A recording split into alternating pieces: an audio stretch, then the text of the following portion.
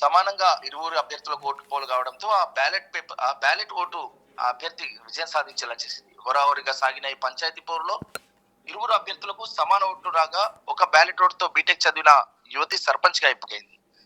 ఈ ఈ సంఘటన నిర్మల్ జిల్లా లోకేశ్వరం మండలంలోని బాగాపూర్ గ్రామ పంచాయతీలో చోటు చేసుకుంది. బాగాపూర్ గ్రామ పంచాయతీకి చెందిన రెండో విడత ఎన్నికల్లో భాగంగా ఆదివారం పోలింగ్ నిర్వహించగా ముత్యాల శ్రీవేదకు 180 ఓట్లు వచ్చాయి.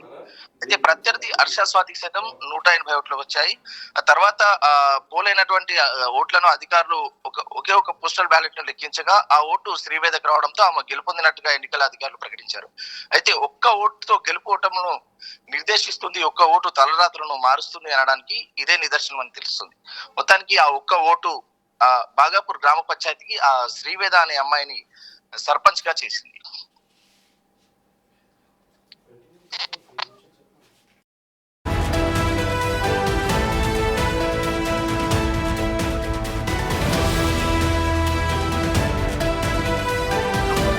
పంచాయతీ ఎన్నికల్లో ఇటు హోరాహోరీగా పోరు సాగింది. అయితే రెండో విడత పంచాయతీ ఎన్నికల్లో ఉమ్మడి ఆదిలాబాద్ జిల్లాలో కూడా కాంగ్రెస్ పార్టీ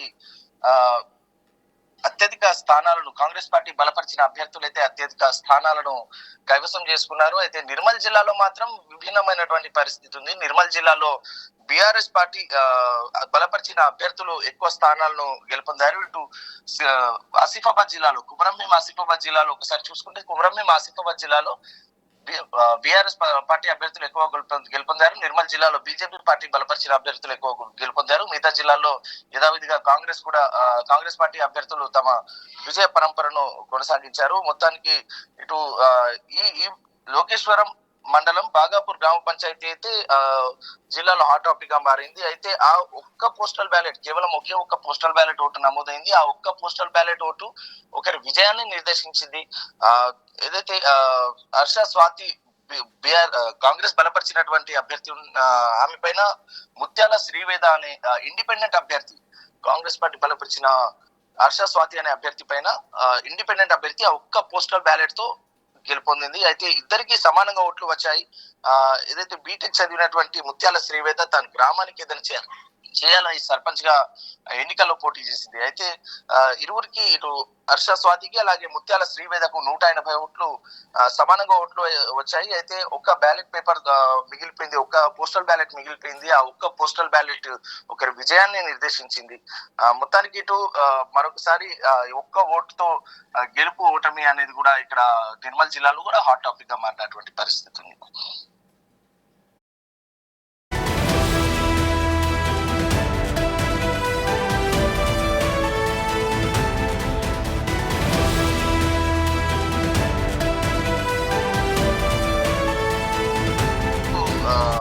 ఏదైతే ఆదిలాబాద్ జిల్లా వ్యాప్తంగా చూసుకుంటే ఇటు నిర్మల్ జిల్లా లోకేశ్వరం బాగాపూర్ పంచాయతీలో అనూహ్యంగా ఆమె ఒక్కోటితో గెలవడం అనేది ఇది విశేషంగా మారింది. ఎన్నికలో మొత్తం 426 ఓట్లకు 378 ఓట్లు పోలాయి. అయితే ఒక మైనర్ చిన్న గ్రామ పంచాయతీ 426 ఓట్లు. ఆ 426 ఓట్లకు మొత్తం పోలైనటువంటి ఓట్లు 378. దాంట్లో ముత్యాల శ్రీవేదకు 180, హర్ష స్వాతికి 180 ఓట్లు రాగా ఒక్క ఓటు అయితే చెల్లలేదు. అయితే శ్రీవేద ఒక్క ఓటు తేడాతో గెలుపొందినట్లయితే అధికారులు ప్రకటించడం జరిగింది.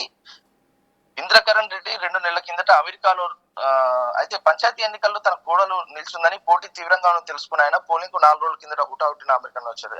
ఇప్పుడు అదే మేలు చేసిందని సంబరపడుతున్నారు. అయితే ఈ ఓటు వేసిన పోస్టల్ బ్యాలెట్ వేసినటువంటి అభ్యర్థి ఎవరైతే ఉన్నారో ఈ గెలుపొందిన శ్రీవేదకు మా మేనమామ అయితే తను అమెరికాలో ఉంటారు. ఇంద్రకరణ్ రెడ్డి తన పేరు.